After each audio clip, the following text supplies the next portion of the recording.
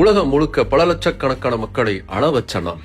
Peoples princess அப்படின்னு அழைக்கப்பட்ட ஒரு அழகான இதயம் திடீர்னு நின்னு போன நாள்.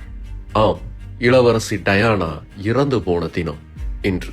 பிரின்சஸ் சார்லஸ் உடைய முன்னாள் மனைவி, பிரிட்டன் ராயல் ஃபேமிலியில ஒருத்தங்க அப்படிங்கிற அடையாளத்தை தாண்டி மக்களுக்கு மிகவும் நெருக்கமான ஒருத்தர் அப்படிங்கிற பேர் எடுத்தவங்க பிரின்சஸ் டயானா. சாதாரண குடும்பத்தில் பிறந்து இளவரசி என்னும் உயரத்தை அடைந்து மக்கள் மனதில் நீங்காத இடம் பிடித்தவர் டயானா.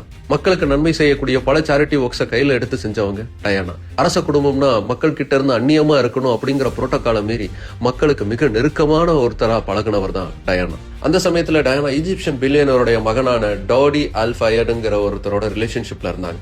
அவங்க பாரிஸ்ல வெக்கேஷன் ஸ்பெண்ட் பண்ணிக்கிட்டு இருந்தப்போ அதை படம் பிடிக்கிறதுக்காக பப்பாரிசிக்காரங்க அவங்கள விட்டு விலகவே இல்லை. எங்க போனாலும் போட்டோ எடுக்க ஃபாலோ பண்ணிக்கிட்டே இருந்தாங்க. அந்த இரவு டயானாவும் டோடியும் ரிட்ஸ் ஹோட்டல்ல இருந்து வெளியில வந்து பாப்பராசிகளை அவாய்ட் பண்றதுக்கு ட்ரை பண்ணாங்க. பாப்பராசிக்காரங்களை அவாய்ட் பண்ணணும் அப்படிங்கிறதுக்காக தங்களுடைய காரை அதிவேகத்துல செலுத்தினாங்க. அந்த வேகம் தான் அவங்க உயிரையே எடுத்துச்சு. அவங்க போன மெர்சிடஸ் கார் பாரிஸ்ல இருந்த ஒரு டனலுடைய கான்கிரீட் சுவர்ல மோதி விபத்துக்குள்ளாச்சு. அந்த கோர விபத்து டயானா, டோடி அப்புறம் கூட இருந்த டிரைவர்னு 3 பேருடைய உயிரை உடனே பறிச்சது.